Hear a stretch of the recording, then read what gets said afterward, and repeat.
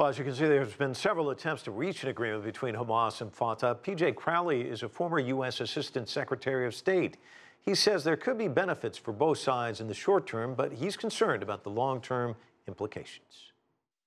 There are still pragmatic political and strategic impediments that suggest this is going to be a marriage of convenience that will last for a while, but not for all that long. On the political side, they are rivals. I mean, we're sitting here in Washington. Think of this.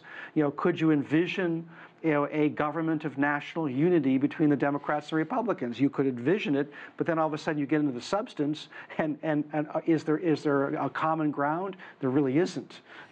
And so that's where Fatah and Hamas are. And then on the strategic side, they still have fundamental.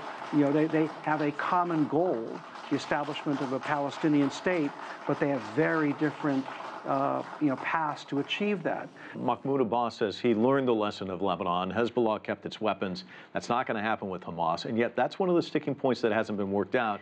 Talk to me about that, because that's a key point. Both of these parties are at the cusp of major changes in leadership, particularly on the Palestinian side. Mahmoud Abbas is in his 80s. How long is he going to be the leader of the Fatah movement? And likewise, you have rivalries between the political side of Hamas and the military side of Hamas. How does that work itself out? As far as I know, none of these issues are resolved. So how much they can really reconcile this, and how much within its membership they're willing to reconcile this, that would be a major and earth-shattering moment. The Rafah border crossing reopening, that's going to be huge. A lot of people describing Gaza as the world's largest open-air prison because that crossing has been closed. But that's also difficult. How do you make sure that the wrong things don't go across the border?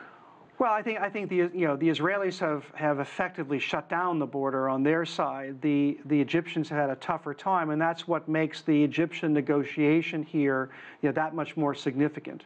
How confident are they that they can now eliminate the tunnels that have been critical to the ability to import materials that allow Hamas to periodically attack Israel. I mean, we haven't even talked about the weapon stocks that are existing in Gaza and what happens to them. But I think that to the extent that you can get more affirmative control of the borders, then you can have some confidence both on the Egyptian side and potentially on the Israeli side that if these borders are well guarded, very transparent, then you can begin to bring in a broader array of constructive material that is critical to addressing the humanitarian crisis that exists within Gaza. And so the final question, what's next? What will you be looking for? I mean, the real question is what are the details of this? And to what extent does that begin to address concerns that Israel has, and concerns the United States has? Both have been fairly quiet, in terms of an immediate reaction to the deal, and that's because we'll need to know what's the fine print, and is there a genuine political commitment to transformation? That's certainly possible, but if you look at the history of these deals, one has to be skeptical that this is going to be enduring. PJ, always a pleasure. Thanks so much.